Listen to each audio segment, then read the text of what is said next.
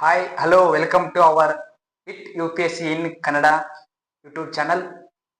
So guys, ಈ video ಮತ್ತು ನಮ್ಮ ಈ ಚಾನಲ್ನ ಆರಂಭ ಮಾಡಿರುವಂಥ ಉದ್ದೇಶ ಏನಪ್ಪಾ ಅಂತಂದ್ರೆ, ಯು ಪಿ ಎಸ್ ಸಿಯನ್ನ ಇಂಗ್ಲಿಷ್ನಲ್ಲಿ ಮಾಡಿರುವಂಥವರು ಹಾಗೂ ಯು ಪಿ ಎಸ್ ಸಿಯಲ್ಲಿನ ಟಾಪರ್ಗಳು ಪ್ರತಿ ಹೆಜ್ಜೆಗೂ ಸಿಗ್ತಾರೆ.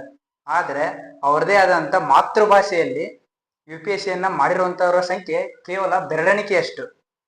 ಹಾಗಾಗಿ ನನ್ನ ಈ ಜರ್ನಿಯು ಸುಮಾರು 1.5 ವರ್ಷದ್ದಾಗಿದೆ. ಈ ಜರ್ನಿಯಲ್ಲಿ ನನಗೆ ತಿಳಿದಿರುವಂತ ಮತ್ತೆ ನಾನು ಇವಾಗ ಪ್ರೆಸೆಂಟ್ ಯು ಪಿ ಎಸ್ ಸಿಯನ್ನ ಸ್ಟಡಿ ಮಾಡ್ತಿರೋದ್ರಿಂದ ನನಗೆ ಮುಂದೆ ತಿಳಿಯುವಂತ ಮಾಹಿತಿಯನ್ನ ಶೇರ್ ಮಾಡಬೇಕು, ನಿಮ್ ಜೊತೆ ಹಂಚ್ಕೋಬೇಕು ಅನ್ನೋ ಕಾರಣದಿಂದ ಈ ಚಾನಲ್ನ ಆರಂಭ ಮಾಡಿದ್ದೇನೆ. ಸೊ ನಾನು ಮೊದಲು ಕನ್ನಡದಲ್ಲಿ ಆರಂಭ ಮಾಡಿದಾಗ ಅವಾಗ ನಾನು ಎದುರಿಸಿದಂತ ಕೆಲವು ಸಮಸ್ಯೆಗಳು ಇದ್ವು. ಅವು ಯಾವಪ್ಪ ಅಂತಂದು ನೋಡೋಣ, ಮತ್ತೆ ಅವುಗಳನ್ನ ನಾನು ಹೇಗೆ ಟ್ಯಾಕಲ್ ಮಾಡಿದೆ ಅನ್ನೋದನ್ನ ನಾನು ನಿಮ್ಮ ಮುಂದೆ ಹಂಚ್ಕೊತೀನಿ. ಯಾರು ಈ ಸಮಸ್ಯೆಗಳನ್ನ ಎದುರಿಸ್ತಾ ಇರ್ತೀರಲ್ಲ ಅವ್ರಿಗೋಸ್ಕರ ಈ ಕೆಲವೊಂದಿಷ್ಟು ಸಲಹೆಗಳನ್ನ ಹೇಳ್ಬೇಕಂತ ಇವತ್ತು ಈ ವಿಡಿಯೋನ ಆರಂಭಿಸಿದ್ದೇನೆ. ಸೊ ಬನ್ನಿ ಫ್ರೆಂಡ್ಸ್, ಮೊದಲನೇದಾಗಿ ಯಾವ್ಯಾವ ಸಮಸ್ಯೆಗಳನ್ನ ಎದುರಿಸಿದೆ ಅನ್ನೋದನ್ನ ನೋಡೋಣ. ಕನ್ನಡ ಮೀಡಿಯಂನಲ್ಲಿ ಬರೆಯುವಂತ ವಿದ್ಯಾರ್ಥಿಗಳಿಗೆ ಮೊದಲನೇದಾಗಿ ಇಂಗ್ಲಿಷ್ ಪರ್ಫೆಕ್ಟ್ ಆಗಿರಂಗಿಲ್ಲ. ಮತ್ತೆ ನೆಕ್ಸ್ಟ್ ಏನಪ್ಪಾ ಅಂತಂದ್ರೆ ಸಿಲೆಬಸ್ ಬಗ್ಗೆ ಕ್ಲಾರಿಟಿ ಇರಂಗಿಲ್ಲ. ಮತ್ತೆ ಯು ಪಿ ಎಸ್ ಸಿಯನ್ನ ಎಲ್ಲಿಂದ ಆರಂಭ ಮಾಡಬೇಕು, ಯಾವ ಸಬ್ಜೆಕ್ಟ್ ಇಂದ ಆರಂಭ ಮಾಡಬೇಕು ಅನ್ನೋದ್ರ ಬಗ್ಗೆ ಕ್ಲಾರಿಟಿನೇ ಇರಂಗಿಲ್ಲ. ಮತ್ತೆ ಇದಕ್ಕೆ ಕೋಚಿಂಗ್ ಅನ್ನೋದು ಬೇಕೇ ಬೇಕಾ ಅಥವಾ ಸೆಲ್ಫ್ ಸ್ಟಡಿನೇ ಮಾಡಬಹುದು ಅನ್ನೋ ಡೌಟ್ಗಳು ಇದ್ದೇ ಇರ್ತ. ಮತ್ತೆ ಕನ್ಸಿಸ್ಟೆನ್ಸಿನ ಯಾವ ತರ ಮೇಂಟೈನ್ ಮಾಡೋದು ಅನ್ನೋದು ಕೂಡ ಬಹುದೊಡ್ಡ ಪ್ರಶ್ನೆ ಆಗಿರ್ತದೆ. ಮತ್ತೆ ಎಲ್ಲಾ ಕ್ವಶನ್ಸ್ಗಳು ಇಂಗ್ಲಿಷ್ನಲ್ಲೇ ಇರ್ತವು. ನಾವು ಕನ್ನಡದಲ್ಲಿ ಬೇರೆ ಆರಂಭ ಮಾಡ್ತಾ ಇದ್ದೀವಿ, ನನ್ನ ಕೈಯಿಂದ ಇದು ಸಾಧ್ಯನಾ ಅನ್ನೋದೊಂದು ಪ್ರಶ್ನೆ ಎಲ್ಲರಿಗೂ ಬಂದೇ ಬರ್ತಾ. ಮತ್ತೆ ಈ ಜರ್ನಿಯಲ್ಲಿ ಪ್ರೆಷರ್ನ ಯಾವ ತರ ಹ್ಯಾಂಡಲ್ ಮಾಡೋದು, ಇದೊಂದು ದೊಡ್ಡ ಪ್ರಶ್ನೆಯಾಗಿ ಓದಿರುತ್ತೆ. ಸೊ ಇವುಗಳನ್ನ ನಾನು ಹೇಗೆ ಟ್ಯಾಕಲ್ ಮಾಡಿದೆ ಅನ್ನೋದನ್ನ ನೋಡೋಣ ಫ್ರೆಂಡ್ಸ್. ಮೊದಲನೇದಾಗಿ ನೋ ಪರ್ಫೆಕ್ಟ್ ಇಂಗ್ಲಿಷ್. ಇದು ಕನ್ನಡ ಮೀಡಿಯಮು ಹಳ್ಳಿಯಿಂದ ಬಂದಿರುವಂತ ಎಲ್ಲಾ ವಿದ್ಯಾರ್ಥಿಗಳು ಆಲ್ಮೋಸ್ಟ್ ಎದುರಿಸುವಂತ ಸಮಸ್ಯೆ ಆಗಿರುತ್ತೆ. ಇದ್ರಾಗ ನಾವು ಮಾಡ್ಬೇಕಾಗಿರುವಂತ ಕೆಲಸ ಏನಪ್ಪಾ ಅಂತಂದ್ರೆ, ಬೇಸಿಕ್ ಆಗಿ ದ ಹಿಂದೂ ನ್ಯೂಸ್ ಪೇಪರ್ ಅನ್ನ ಸ್ಟಡಿಯನ್ನ ಕಡ್ಡಾಯವಾಗಿ ಮಾಡಲೇಬೇಕು. ಇದರಿಂದ ಯೂಸ್ ಏನಪ್ಪಾ ಅಂತಂದ್ರ ಕ್ವಶನ್ಸ್ಗಳು ನಮ್ಗೆ ಅರ್ಥ ಆಗ್ತಾ ಹೋಗ್ತಾವು. ನೆಕ್ಸ್ಟ್ CSAT ಅಂತ ಬರ್ತಲ್ಲ, ಸಿವಿಲ್ ಸರ್ವಿಸ್ ಆಪ್ಟಿಟ್ಯೂಡ್ ಟೆಸ್ಟ್ ಅಂತ ಬರ್ತಲ್ಲ, ಅದ್ರಾಗ ರೀಡಿಂಗ್ ಕಾಂಪ್ರಿಹೆನ್ಷನ್ ಅಂತ ಬರ್ತಾವು. ಅವುಗಳನ್ನ ಆನ್ಸರ್ ಕರೆಕ್ಟ್ ಮಾಡ್ಬೇಕಾದ್ರೆ ಈ ದ ಹಿಂದೂ ನ್ಯೂಸ್ ನ ಓದಿ ಅರ್ಥ ಮಾಡ್ಕೋಬೇಕಾಗುತ್ತೆ. ಅದರಿಂದನೇ ನಾವು ರೀಡಿಂಗ್ ಕಾಂಪ್ರಿಹೆನ್ಷನ್ ನ ಟ್ಯಾಕಲ್ ಮಾಡ್ಬೋದು.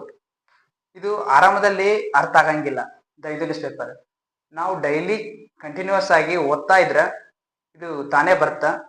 ಮತ್ತೆ ವರ್ಡ್ಸ್ಗಳನ್ನ ಸ್ಪ್ಲಿಟ್ ಮಾಡಬೇಕು. ಸ್ಪ್ಲಿಟ್ ಮಾಡಿ ನಮಗೆ ಗೊತ್ತಿರಲಾರ್ದಂಥ ಹೊಸ ಅಕ್ಷರಗಳನ್ನ ನಾವು ಟ್ರಾನ್ಸ್ಲೇಟ್ನ ಯೂಸ್ ಮಾಡಿಕೊಂಡು ಬರಿಬೇಕು. ಅದ್ರ ಕನ್ನಡ ಅರ್ಥ ಬರ್ಕೊಂಡು ಅವನ್ ಪದೇ ಪದೇ ನೋಡ್ತಾ ಇದ್ವು ಅಂದ್ರೆ ನಾವು ಪರ್ಫೆಕ್ಟ್ ಆಗಿ ಆಗ್ತೀವಿ, ಇಂಗ್ಲಿಷ್ ತಾನೇ ಬಂದೇ ಬರುತ್ತೆ. ಸೊ ನೆಕ್ಸ್ಟ್ ಸಮಸ್ಯೆ ಯಾವ್ದಪ್ಪ ಅಂತಂದ್ರೆ ಸಿಲೆಬಸ್ ಬಗ್ಗೆ ಕ್ಲಾರಿಟಿ ಇರಂಗಿಲ್ಲ. ಯಾಕಪ್ಪ ಅಂತಂದ್ರ ಇದು ತುಂಬಾ ಫುಲ್ ಇಂಗ್ಲಿಷ್ನಲ್ಲೇ ಇರುತ್ತಾ, ನಮ್ಗ ಅರ್ಥನೇ ಆಗಿರಂಗಿಲ್ಲ. ಬನ್ನಿ ಇದ್ರಿಗೆ ಮತ್ತ ಯಾವ ತರ ಇದನ್ನ ಅರ್ಥ ಮಾಡ್ಕೋಬಹುದು ಅಂತಂದ್ರ, ಇಲ್ಲಿ ಕೆಲವೊಂದಿಷ್ಟು PDF ಗಳನ್ನ ನಾನು ಇದೇ ವಿಡಿಯೋದ ಡಿಸ್ಕ್ರಿಪ್ಷನ್ ಬಾಕ್ಸ್ ನಲ್ಲಿ ಲಿಂಕ್ ಅನ್ನ ಕೊಟ್ಟಿದ್ದೀನಿ. ಆ ಚಾನಲ್ಗೆ ಹೋಗಿ ನೀವು ಡೌನ್ಲೋಡ್ ಮಾಡ್ಕೋಬಹುದು. ಕನ್ನಡ ಮತ್ತು ಇಂಗ್ಲಿಷ್ ನಲ್ಲಿ ಎರಡರಲ್ಲೂ ಇದೆ. ಇದನ್ನ ಪ್ರಿಂಟ್ ತಕೊಂಡು ಡೈಲಿ ನೋಡ್ತಾ ಇರಬೇಕು. ನೋಡ್ತಾ ಇರೋದ್ರಿಂದ ಈ ಸಿಲೆಬಸ್ನ ಪರ್ಫೆಕ್ಟ್ ಆಗ್ತಾ ಹೋಗ್ತೀವಿ. ಆದಷ್ಟು ನಿಮ್ ಗಟ್ಟಿ ಮಾಡ್ಕೊಂಡ್ರು ಬಾಯಿಪಾಠ ಮಾಡ್ಕೊಂಡ್ರು ಅಡ್ಡಿ ಇಲ್ಲ. ಮತ್ತೆ ನೆಕ್ಸ್ಟ್ ಸಮಸ್ಯೆ ಏನಪ್ಪಾ ಅಂತಂದ್ರ, ಎಲ್ಲಿಂದ ಆರಂಭ ಮಾಡ್ಬೇಕು ಇದನ್ನ ಅನ್ನೋದೊಂದು ಸಮಸ್ಯೆ ಆಗಿರುತ್ತೆ. ಅದಕ್ಕೆ ಇಂಗ್ಲಿಷ್ ಪರ್ಫೆಕ್ಟ್ ಆಗ್ಬೇಕು ಫಸ್ಟ್.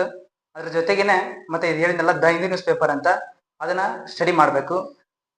ಮತ್ತೆ NCERT ಬುಕ್ಸ್ನ ಕಡ್ಡಾಯವಾಗಿ 6ನೇ ತರಗತಿಯಿಂದ 12ನೇ ತರಗತಿವರೆಗೂ ನಾವು ಓದಲೇಬೇಕು. ಯಾಕಂದ್ರೆ ಚಿಕ್ಕ ಮಕ್ಕಳಿಗೆ ಹೇಳೋ ರೀತಿಯಲ್ಲಿ ಅಲ್ಲಿ ನಾರ್ಮಲ್ ಇಂಗ್ಲಿಷ್ ಇರುತ್ತ.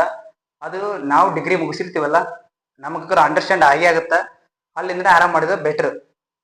ಇಷ್ಟು ಮಾಡಿದ್ರೆ ಇದನ್ನ ಟ್ಯಾಕಲ್ ಮಾಡ್ಬೋದು.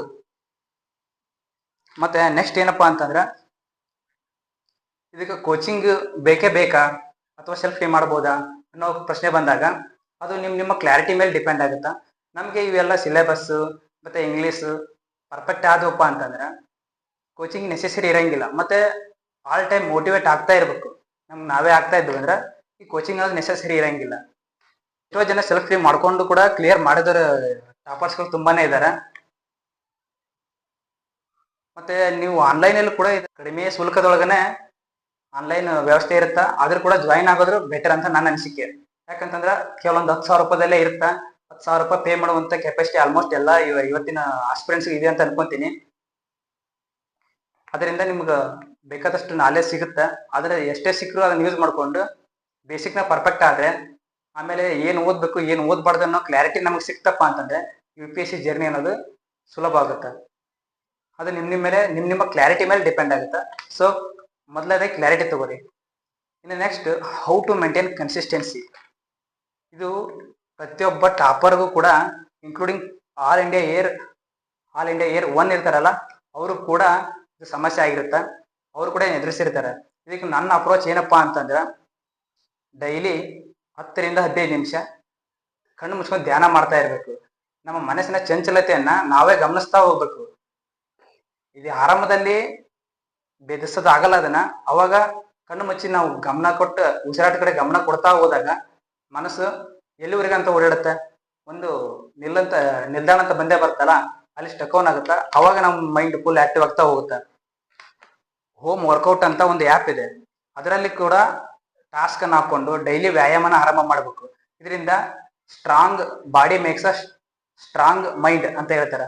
ಅದರಿಂದ ನಮ್ಮ ಮೈಂಡ್ ಕೂಡ ಆಕ್ಟಿವ್ ಇರಕ್ಕೆ ಇದು ಹೆಲ್ಪ್ ಮಾಡುತ್ತೆ. ಮತ್ತೆ ಇನ್ನು ನೆಕ್ಸ್ಟ್ ಕೊನೆಯದಾಗಿ ಏನದ ಸಮಸ್ಯೆ ಏನಪ್ಪಾ ಅಂತಂದ್ರೆ, ಇದು ನನ್ನ ಕೈಯಿಂದ ಸಾಧ್ಯನಾ? ನಾನು ಹಳ್ಳಿಯಿಂದ ಬಂದಿದ್ದೀನಿ, ಮತ್ತೆ ನಾವು ಕನ್ನಡ ಮೀಡಿಯಮು, ನಮ್ದು ಬ್ಯಾಕ್ಗ್ರೌಂಡ್ ಕೂಡ BA ಕಾಮರ್ಸ್ ಈ ತರ ಇವೆ, ನಮ್ಮ ಕೈಲಿ ಆಗುತ್ತಾ? ನಾವು ಬೇರೆ ಇಂಗ್ಲಿಷ್ ಪರ್ಫೆಕ್ಟ್ ಇಲ್ಲ ಅನ್ನೋ ಒಂದು ನಂಬಿಕೆ ಈ ತರ ಇರುತ್ತೆ. ಆಲ್ ರ್ಯಾಂಕರ್ಸ್ ಕೂಡ ಇರುತ್ತಾ, ಬಟ್ ಇದನ್ನ ಟ್ಯಾಕಲ್ ಮಾಡ್ಲೇಬೇಕು. ಮತ್ತೆ ಇದನ್ನ ಯಾರು ಬೇಕಾದ್ರೂ ಮಾಡ್ಬೋದು. ಯಾವಾಗಪ್ಪ ಅಂತಂದ್ರೆ ಯಾವಾಗ ಅವ್ರ ಆತ್ಮಬಲವನ್ನು ನಂಬ್ತಾರಲ್ಲ, ಅವಾಗ ಮಾತ್ರ ಇದು ಸಾಧ್ಯ. ಅವಾಗಿನ ಕಾಲದಾಗ ಹಿಂದೆ ಅಂದ್ರೆ ಸುಮಾರು ಒಂದು 4-5 ವರ್ಷದಿಂದ ಎಲ್ಲ ಏನಿತ್ತು, ಡೆಲ್ಲಿ, ಹೈದರಾಬಾದ್ ಮತ್ತೆ ಬೆಂಗಳೂರು ಇಂಥ ದೊಡ್ಡ ದೊಡ್ಡ ಸಿಟಿ ಮತ್ತು ಶ್ರೀಮಂತರು ಇಂಥವರೆಲ್ಲ ಮಾತ್ರ ಇಂಗ್ಲಿಷ್ ಮೀಡಿಯಂನವ್ರು ಮಾತ್ರ ಮಾಡ್ಬೋದು ಅನ್ನೋ ನಂಬಿಕೆ ಇತ್ತು. ಆದ್ರೆ ಇವಾಗ ಹಂಗಿಲ್ಲ. ಡೆಲ್ಲಿಯಿಂದ ಹಳ್ಳಿಗಳಿಗೂ ಇರುವ ಪ್ರತಿಯೊಬ್ಬ ಅಭ್ಯರ್ಥಿಯು ಇದನ್ನ ಮಾಡ್ಬೋದು ಅನ್ನೋ ನಂಬಿಕೆ ಬಂದಿದೆ. ಯಾಕಂತಂದ್ರೆ ಅವ್ರ ಮಾತೃಭಾಷೆ ಅವ್ರಿಗೆ ಗ್ರಿಪ್ ಇರುತ್ತಾ, ಚೆನ್ನಾಗಿ ಇದನ್ನ ಮಾಡೇ ಮಾಡ್ಬೋದು. ನೀವು ಡಿಸೈಡ್ ಮಾಡ್ಬೇಕು. ಮೇನ್ಸ್ ನೋಟ್ಸ್ ಕೂಡ ಎಲ್ಲ ಆಲ್ಮೋಸ್ಟ್ ಕನ್ನಡದಲ್ಲೇ ಇವೆ, ಸಿಗ್ತಾವೆ ಇವಾಗ. ಅವಾಗೆಲ್ಲ ಪ್ರಾಬ್ಲಮ್ ಇತ್ತು, ಮೇನ್ಸ್ ನೋಟ್ಸ್ ಎಲ್ಲ ಸಿಗಂಗಿಲ್ಲ, ಕನ್ನಡದಲ್ಲಿ ಸಿಗಂಗಿಲ್ಲ, ಕನ್ನಡದಲ್ಲಿ ಮಾಡಿದ್ರೆ ಮಾರ್ಕ್ಸ್ ಕೂಡ ಬರಂಗಿಲ್ಲ ಅಂತಿದ್ರು. ಇವಾಗ ಆ ಥರ ಸಮಸ್ಯೆ ಏನಿಲ್ಲ, ಎಲ್ಲ ನೋಟ್ಸ್ಗಳು ಸಿದ್ಧವಾಗಿವೆ. ಪರ್ಚೇಸ್ ಮಾಡ್ಕೊಂಡು ಆರಂಭ ಮಾಡ್ರಿ. ಮತ್ತೆ ಏನಾದ್ರು ಡೌಟ್ ಏನಾದ್ರು ಇದ್ರೆ ಕಮೆಂಟ್ ಬಾಕ್ಸಲ್ಲಿ ಕಮೆಂಟ್ ಮಾಡ್ರಿ. ನೆಕ್ಸ್ಟ್ ವಿಡಿಯೋದಲ್ಲಿ ಸಿಗೋಣ.